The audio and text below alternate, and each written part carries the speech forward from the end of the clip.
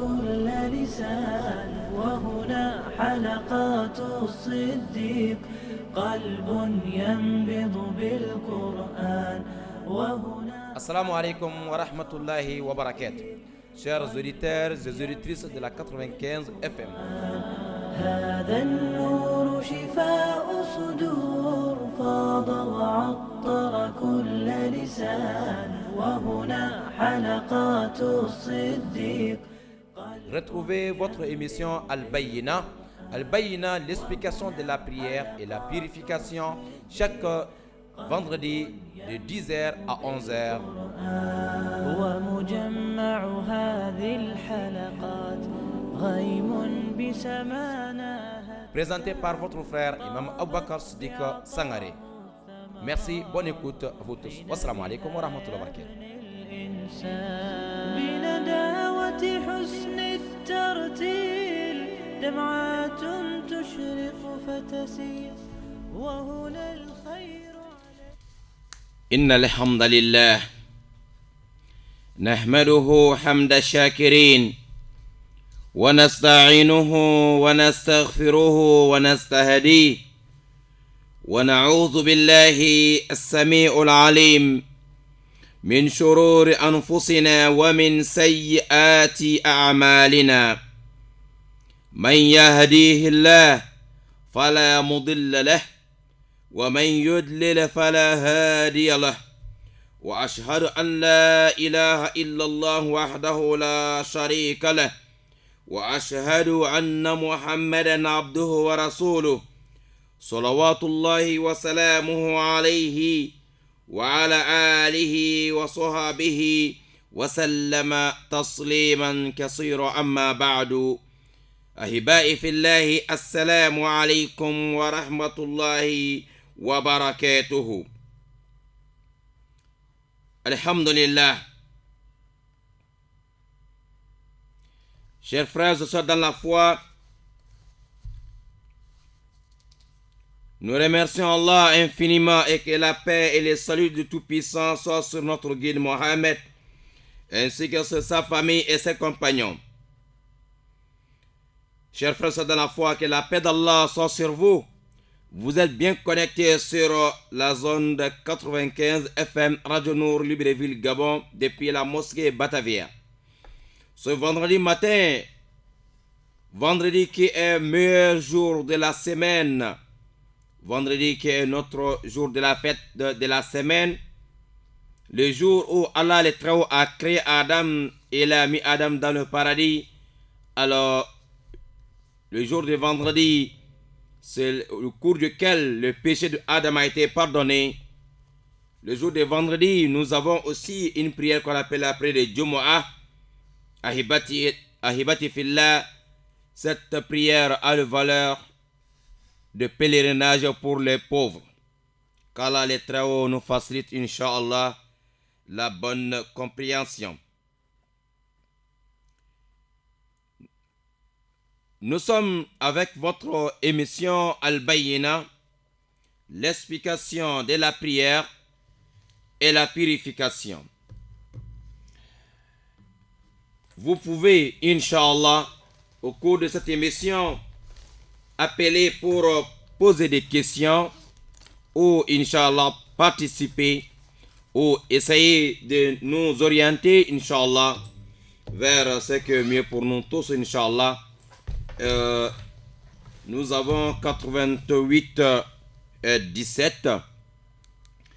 Avant cela, nous allons quelques mots toujours comme d'habitude sur la grandeur de la prière et quelques mots sur la place de la prière dans notre belle religion. Vous voyez que la prière a été donné au prophète Mohammed sallallahu alayhi wa sallam dès le départ de l'islam. Naam. La prière a été donnée à notre bien-aimé depuis le départ de l'islam et pareillement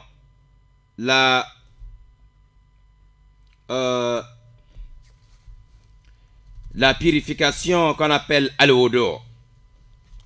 C'est Jibril alayhi salatu wassalam qui va venir enseigner à notre bien-aimé Mohammed, que la paix d'Allah soit sur lui, comment faire les ablutions.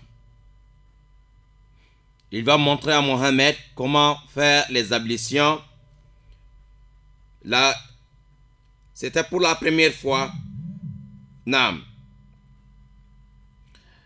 Et après, lorsqu'il a enseigné à Mohammed comment faire les ablutions, il a aussi montré à Mohammed, alayhi salatu wassalam, comment faire la prière. À ces jours-là,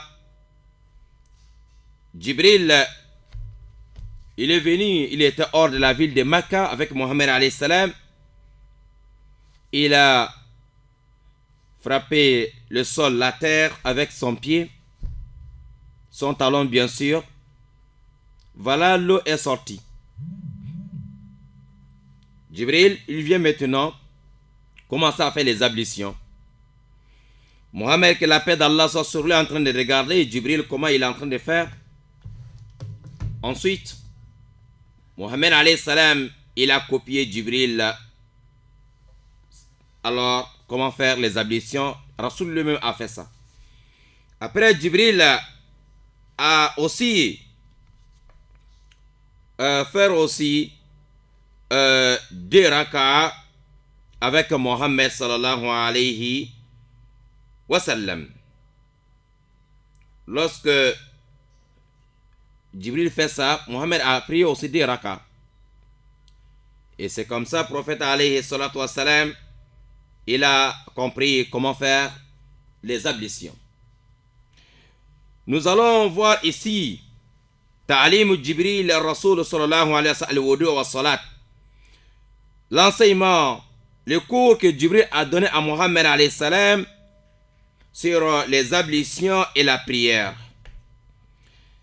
قال ابن إسحاق حدثني بعض أهل العلم أن الصلاة حين افترضت على رسول الله صلى الله عليه وسلم أتاه جبريل وهو بأعلى مكة فهمز له بأقبه في ناحية الوادي فانفجرت منه عين فتوضأ جبريل والرسول صلى الله عليه وسلم ينظر ليريه كيف الطهور للصلاة. Ibn Ishaq, il nous dit dans le Sirah que le prophète alayhi salatu wassalam, lorsque Allah donne la prière, Jibril est venu montrer à Mohammed alayhi salatu wassalam, lorsqu'il a frappé la terre avec son talon, son pied, l'eau est sortie, Jibril a fait les ablutions, Rasoul en train de regarder, lui aussi, il a appris comment faire la purification, comment se purifier pour la prière. ثم توضأ رسول الله صلى الله عليه وسلم كما رأى جبريل يتوضأ. Après, Rasoul lui-même a fait les ablutions comme il a vu Jibril faire. ثم قام به جبريل فصلى به وصلى رسول الله صلى الله عليه وسلم بالصلاة. Après, Jibril a fait il a prié avec Rasoul alayhi salatu wassalam. Rasoul aussi a fait la prière avec Jibril. ثم انصرف جبريل. Après cela, Jibril est retourné. تعليم الرسول الله صلى الله عليه وسلم خديجة الوضوء والصلاة. Jibril, il va, Rasoul alayhi salatu wassalam, comme Jibril a déjà enseigné à Rasoul comment faire les ablutions, Rasoul alayhi salatu wassalam, lui aussi, il va enseigner à Khadija comment faire les ablutions. À notre maman Khadija, première épouse du prophète Mohammed, que la paix d'Allah soit sur lui. Et Rasoul arrive à la maison, فجاء رسول الله صلى الله عليه وسلم خديجة فتوضأ لها ليريها كيف الطهور للصلاة كما راه جبريل. Rasoul aussi a fait les ablutions à la maison avec Khadija pour montrer à notre maman Khadija comment faire les ablutions comme Jibril a enseigné à Mohammed alayhi salam. فتوضأت كما توضأ لها الرسول الله صلى الله عليه وسلم. elle aussi a fait les ablutions comme Rasoul a fait. طيب ثم صلى بها رسول الله صلى الله عليه وسلم. Après cela, prophète Mohammed, que la paix d'Allah soit sur notre bien-aimé, a prié avec notre maman Khadijatu. Naam, kama salla bihi Jibril. Et la fois Jibril, comme Jibril aussi a fait la prière avec Mohammed, que la paix d'Allah soit sur lui. Fasallati bi salatihi. Khadija a prié lorsque il a vu Rasoul en train de faire la prière. Elle aussi a copié la prière de Rasoul. Elle a fait la même chose. Kaza zakarahu Ibn Ishaq. C'est comme ça Ibn Ishaq explique ici. Mais ici, nous allons voir comme Al-Haris ibn Abi Osama, An Osama ibn Zayd, lui aussi a expliqué à peu près la même chose que le prophète Mohammed alayhi salatu wassalam, في أول ما أوحي إليه آتاه جبريل عليه السلام فعلمه الوضوء فلما فرغ من الوضوء أخذ غرفة من الماء فنضح به فرجه. قال سهيل يعني كيفية الصلاة في بادئ الأمر. Voilà, Ibn Ishaq explique ce côté. C'est Ibn Ishaq nous explique. Ibn Ishaq, comme les savants le connaissent, c'est Inch'Allah. C'est quelqu'un, machallah, qui a il est beaucoup connu de la sira, de la biographie du prophète Mohammed sallallahu alayhi wa sallam. La même chose a été expliquée par yani Osama, Al-Haris ibn Abi Osama. Nous allons voir aussi وقد رويناه عن الزهري إسناده بمعنى وقد روى نحوه من البراء بن عازب وابن عباس رضي الله تعالى عنهم. وفي حديث ابن عباس وكان ذلك أول من الفريضة. وعن المقاتل بن سلمان فرض الله في أول الإسلام الصلاة ركعتين بالغداة وركعتين بالعشي ثم فرض الخمس ليلة المعراج. Nous allons voir aussi كيفية الصلاة في بدء الأمر. Nous allons encore s'enrichir avec notre explication qui vient de Az-Zuhayri et aussi jusqu'à voir aussi qui a été rapporté par Al-Bara ibn Azib et Abdullah ibn Abbas. Ils ont expliqué, et Maqatil ibn Salman a aussi expliqué, et tout ça là, ils sont en train de parler comment Rasoul a appris les ablutions et la prière. Et ici, on nous enseigne que c'était le début de l'islam. Au départ, alors Rasoul sallallahu alayhi wa sallam, la première chose que Allah a obligé sur notre bien-aimé comme prière, après Kalma Shahada bien sûr, après l'attestation de la foi, alors la prière a été obligée sur le prophète Mohammed alayhi salam dès le départ de l'islam, avant les 5 prières quotidiennes, avant les 5 prières journalières. Naam. Abdullah ibn Abbas nous explique comme Maqatil ibn Salman, ils ont dit Faradallahu fi awwal al-Islam, au début de l'islam, dès le départ, dès le décollage de l'islam, Allah a prescrit, a obligé sur le prophète Mohammed alayhi salatu wassalam et sa communauté as-salat rak'atayn bil ghadat, des unités de prière le matin, des raka'a dans la matinée, l'heure d'après de Fajr, des raka'a seulement. Ok? C'était le départ de l'islam. Wa rak'atayn bil ashi, et des unités de prière le soir. Voilà la première chose qu'Allah a obligé sur le prophète alayhi salam après l'attestation de la foi. Dès le départ de l'islam, l'islam a fait plus de 10 ans avec cette prière. Avec cette prière, des unités de prière le matin et des unités de prière le soir. Alors, les 5 prières journalières a été commencé à partir de le voyage nocturne et voyage céleste du prophète Mohammed alayhi salatu wassalam, qu'on appelle Al-Isra wal-Mi'raj. La nuit de voyage céleste, Allah a donné les 5 prières quotidiennes, à savoir la prière de Fajr, qui était 2 rakats depuis toujours, on a encore validé 2 rakats, et la prière de Zohor, et la prière de Asr, 13h et 16h, et la prière de Maghrib, 18h, et la prière de 19h qu'on appelle Al-Isha. Les 5 prières journalières ont été données à Rasulullah sallallahu alayhi wa sallam au cours de son voyage céleste. Mais avant ça, celui qui vous dit qu'il n'y avait pas d'abord la prière, la personne ne maîtrise pas la biographie du prophète alayhi salam. La personne ne connaît pas l'histoire de départ de l'islam. L'islam a été débuté avec bel et bien la prière du matin et la prière du soir.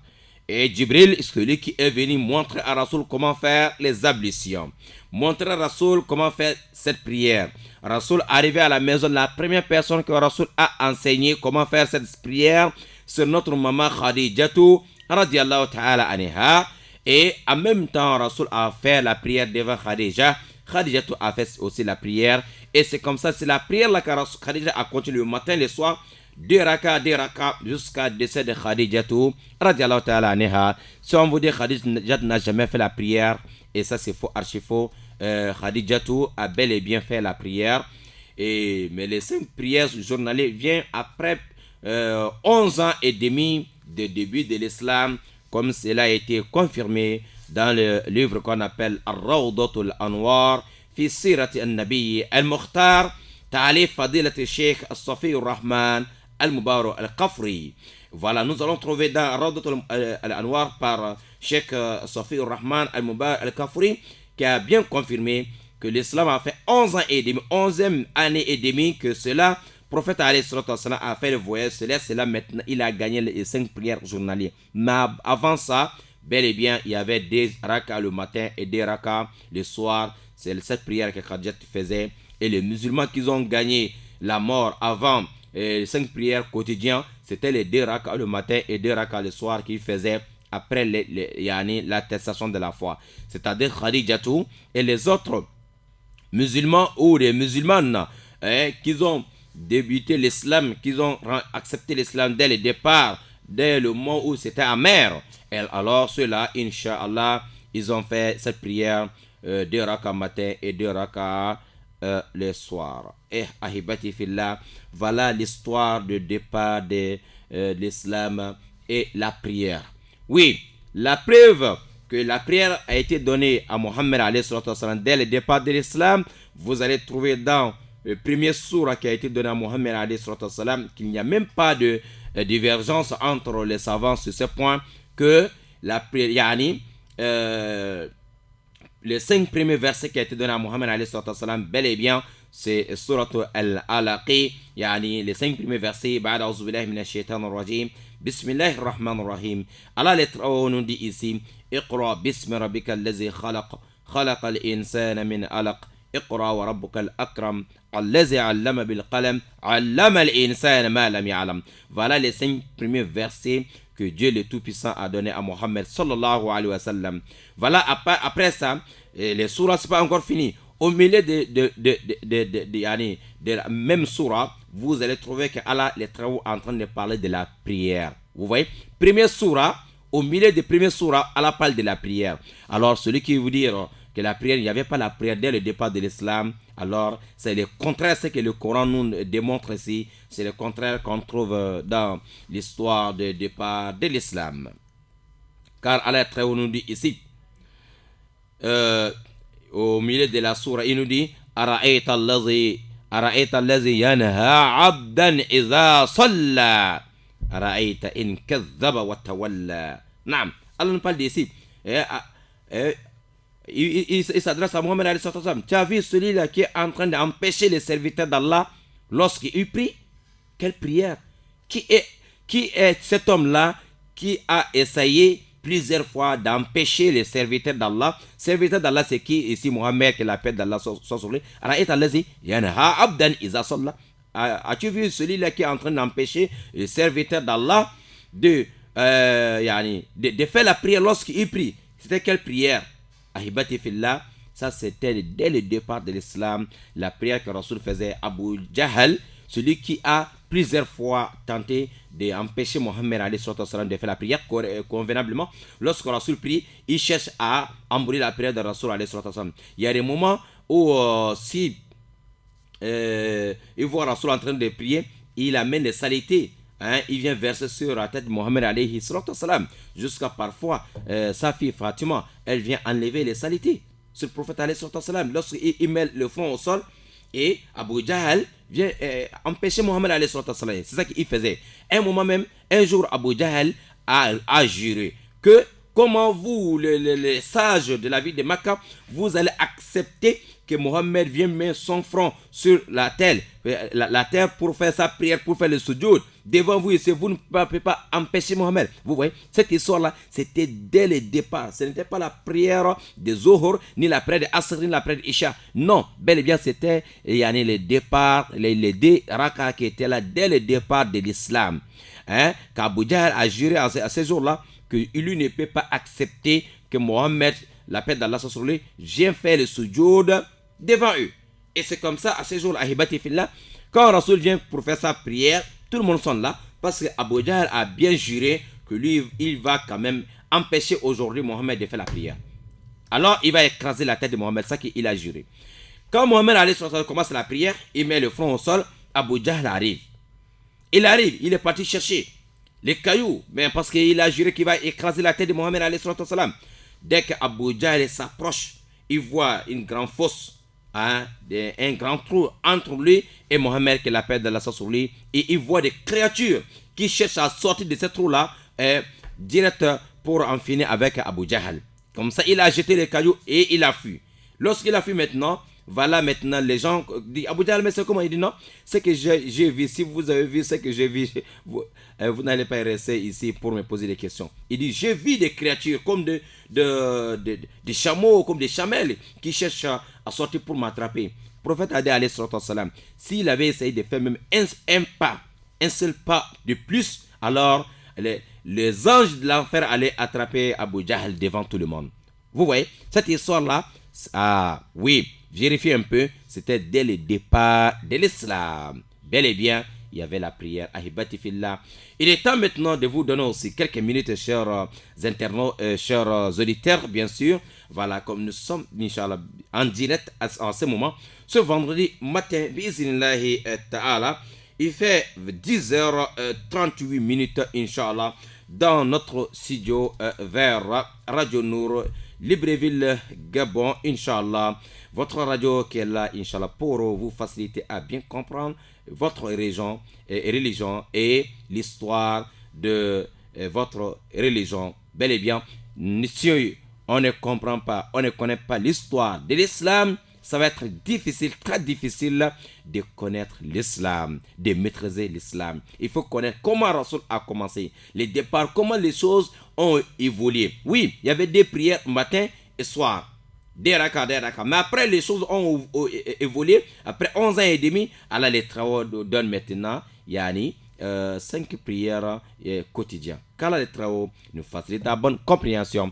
Chers auditeurs, vous pouvez appeler sur 88 17, Inch'Allah, pour poser des questions ou participer, Inch'Allah, à votre émission Al-Bayyina, l'explication de la prière et la purification, Inch'Allah Ta'ala, ou sur 07 24 86 et 86. Chers internautes, vous posez vos questions, Inch'Allah, ceux qui nous regardent en direct sur Facebook, car là, les travaux vous récompensent, Inch'Allah, de la plus belle manière.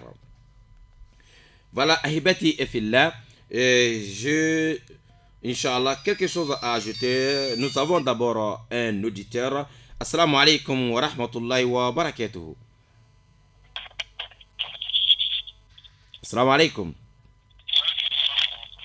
Non, vous pouvez enlever les écouteurs, je ne sais pas, mais on n'entend pas bien. Assalamu alaikum. Naam, tafadal. Le frère, vous appelez d'où les noms, s'il vous plaît?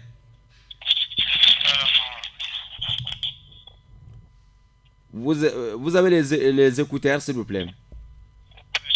Hein? Oui, essayez d'enlever ça parce qu'on ne comprend rien, mon frère. Ouais, essayez d'enlever les écouteurs et puis vous appelez.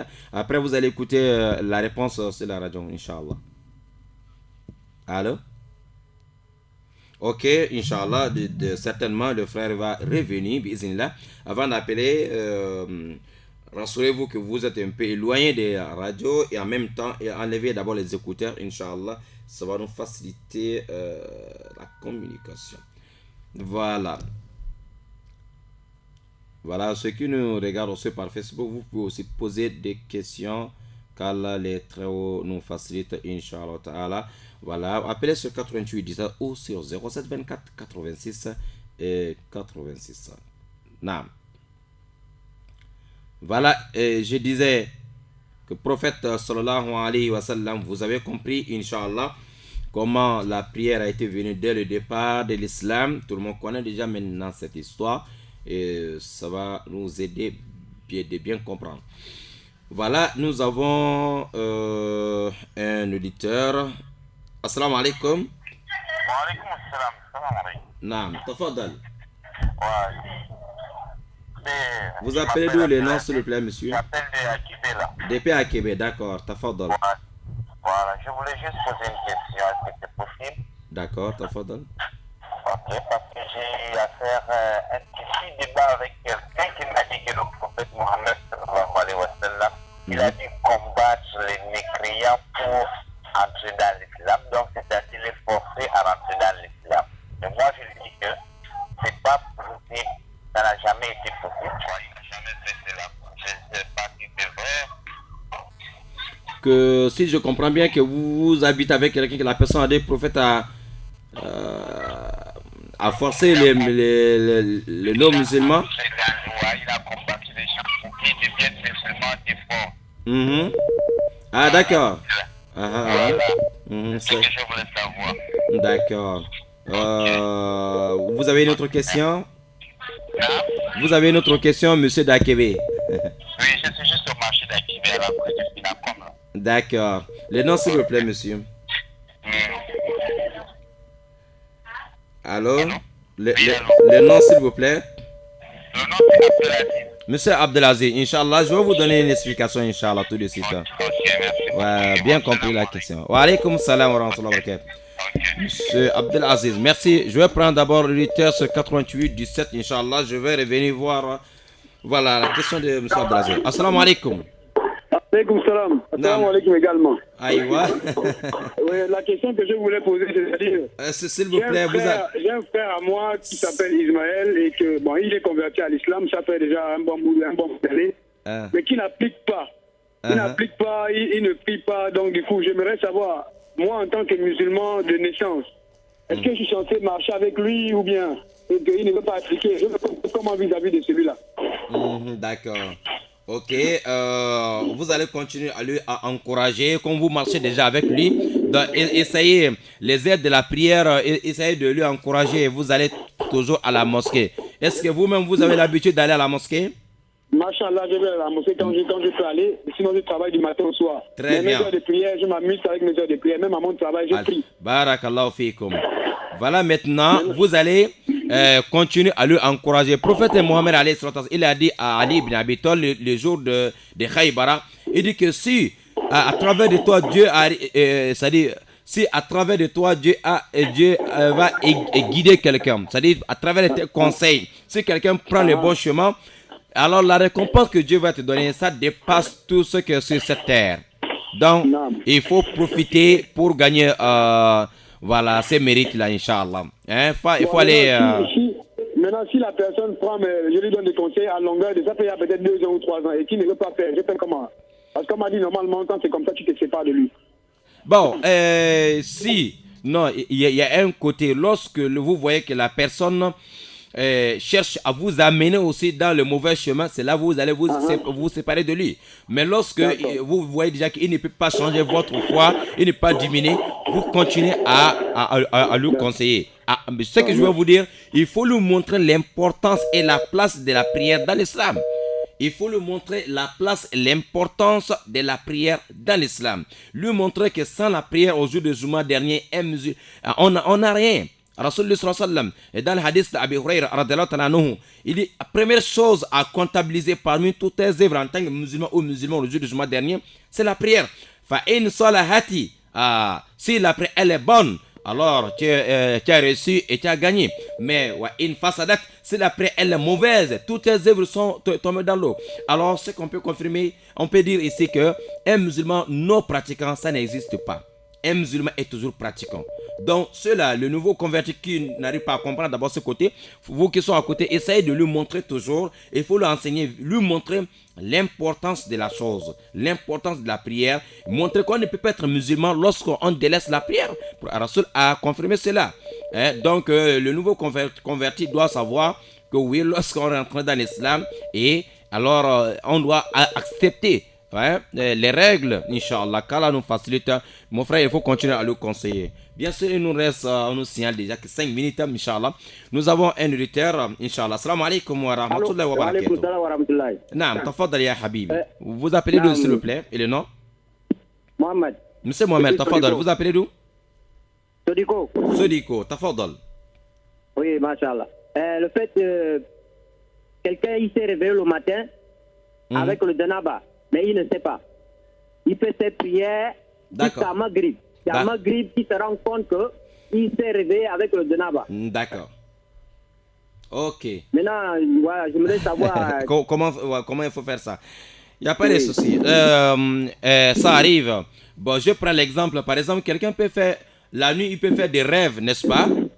Oui. Qui fait en sorte que il se réveille...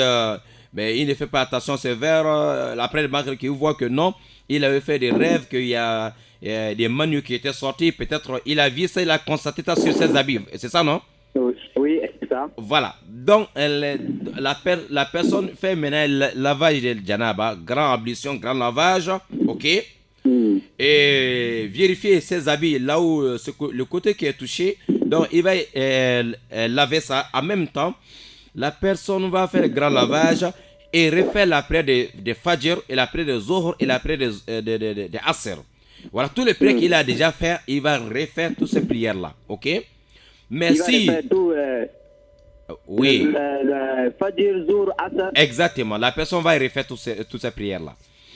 Ok? Les savants, ils ont dit, lorsque quelqu'un constate qu'il avait le problème de janaba, c'est-à-dire il a dormi, voilà, il a fait des rêves, des rapports sexuels, par exemple, voilà, que le manu est sorti, il n'a pas fait attention, jusqu'à il a fait des prières, et après il a constaté ça, il va calculer combien de prières il a déjà fait avec ça, donc il va rembourser toutes ces prières après d'avoir fait la veille de janaba. Mais s'il ne connaît pas à quel moment, bien sûr, peut-être il a dormi la nuit, il a dormi encore, au cours de la journée encore, il a dormi, mais il ne sait pas, est-ce qu'il a eu ça la nuit ou bien quand il a dormi entre Zohar et Asr, il a eu ça. Donc comme il ne connaît pas ça, il va compter à travers des dernières prières, dernier sommeil qu'il a fait, dernier sommeil. Si par exemple il a dormi la nuit, encore au cours de la journée, il a encore dormi, donc il ne connaît pas si c'est la nuit qu'il a eu ça ou bien la journée, donc il va commencer il va mettre dans la tête, donc c'est la prière, le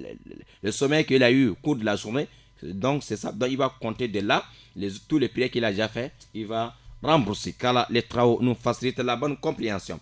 Voilà, le frère avait posé la question que lui, il est avec, bon, je vois, oui, qu'il habite avec quelqu'un que la personne a dit que le prophète Mohammed, que la paix d'Allah soit sur lui, a combattu les gens, les non-musulmans, forcément, de rentrer et de faire la prière de rentrer dans l'islam. Alors, cela ne peut pas être vrai. Voilà, si la personne avance cela, donc il doit avoir vraiment des arguments solides pour dire que le prophète alayhi salam, du matin, il se lève comme ça, il voit un homme musulman, il commence à faire il commence à attaquer le non-musulman, rentrer dans l'islam par la force. Non, nullement écrit quelque part. Ça c'est faux, archi faux. Donc ça c'est une façon d'essayer de saluer l'image de l'islam, l'image du prophète Mohammed alayhi salam, et ce n'est pas vrai. Je vous donne quelques exemples. Même si prophète alayhi salam, même s'il y a des combats entre le musulman et le non-musulman, bien sûr tous les combats que le prophète lui-même a assisté, ou les combats qu'il avait envoyé les gens pour aller faire, et vous trouvez que lorsque le musulman se sent menacé, un exemple, les jours de Al-Khandak, ce sont les coalitions internationales qui est venue, c'est-à-dire des groupes, des pays différents, des villes différentes qui se sont réunis, regroupés pour venir encercler la ville de Médine. Alors, est-ce qu'on va rester croiser les bras? Non. Voilà, vous regardez tous les combats que le prophète alayhi salam a fait, vous allez trouver généralement, ce sont des gens qui viennent attaquer l'islam et les musulmans. Ou lorsque Rasoul comprend déjà, si les gens signalent Mohammed alayhi salam que dans tel pays, dans telle ville, ils ont déjà réuni 10 000 combattants, ils sont en train de faire ça. Rasoul aussi, il dit non à ces hommes, attention, il faut que nous on s'organise, on sort de la ville de Médine pour ne pas que les ennemis viennent nous attaquer ici devant nos femmes, devant nos hommes. C'est comme ça, ils se retrouvent parfois entre Médine et les pays des ennemis parce qu'il a compris que nous sommes menacés. Et regardez les jours de Hunayn. Le prophète alayhi salam, quand il est venu libérer la ville de Makkah, maintenant les Hawazin, ils ont compris que Mohammed a libéré sa ville natale. Ils ont fait quoi? Ils se sont réunis jusqu'à 12 000 combattants. On dit bon, comme Mohammed est quitté de Médine, venir maintenant libérer sa ville natale. Donc ils ont enlevé les idoles, les 360 idoles qui étaient dans la Kaaba. Ils ont enlevé tout. Les ennemis se sont organisés que bon, cette affaire, il faut qu'on vienne encercler, il faut qu'on vienne attaquer Mohammed depuis à Médine, à la Mecque. Sinon, alors l'islam est en train d'avancer. Alors Mohammed a compris ça. Est-ce qu'on va rester dans la ville que les ennemis viennent nous attaquer? Ils ont sorti. C'est comme ça, avec les Hawazis, ils se sont retrouvés. À ce jour, il y avait 12 000 combattants musulmans et 12 000 combattants du côté des ennemis. Tout le monde connaît l'histoire là. Jusqu'à l'affaire va terminer, jusqu'à Taïfa. Alors, Rasoul n'a jamais, un bon matin, s'est levé pour aller attaquer les ennemis. Donc, pour forcer les gens à rentrer dans l'islam. Ça, c'est une autre histoire. Nous sommes dans les thèmes, mais Inch'Allah, histoire de Rasoul, histoire de Sahaba, ça c'est, Inch'Allah, au cours de ça, on a expliqué beaucoup de choses, Inch'Allah, mais pour dire que, et ce n'est pas vrai, que Rasoul n'a pas forcé les gens comme ça pour entrer dans l'islam. Tous les combats qu'il a fait, c'était, Inch'Allah, légitime défense. Qu'Allah les travaux nous facilite la bonne compréhension. Ici, nous allons fermer la page, que si Allah les Tout-Puissants nous facilite, Inch'Allah, on se retrouve encore. Alors, vendredi prochain, Inch'Allah, pour toujours parler sur la prière et la purification.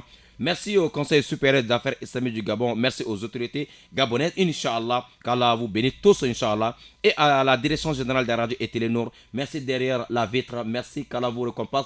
Qu'Allah nous guide tous, Inch'Allah, dans la bonne chemin. Qu'Allah nous pardonne. Et les internautes, merci à vous tous aussi. Wahaza. Wassalamu alaikum wa rahmatullahi wa barakatuhu. Vous pouvez écouter Inch'Allah à 22h. Shukran. Il est là. هذا النور شفاء صدور فاض وعطر كل لسان وهنا حلقات الصديق قلب ينبض بالقرآن وهنا. Assalamu alaikum wa rahmatullahi wa barakatuh. Chers auditeurs et auditrices de la 95 FM. هذا النور شفاء صدور فاض وعطر كل لسان وهنا حلقات الصديق. Retrouvez votre émission Al-Bayyina. Al-Bayyina, l'explication de la prière et la purification chaque vendredi de 10h à 11h. ومجمع هذه الحلقات غيم بسمانها. Présenté par votre frère Imam Aboubakar Siddiq Sangaré.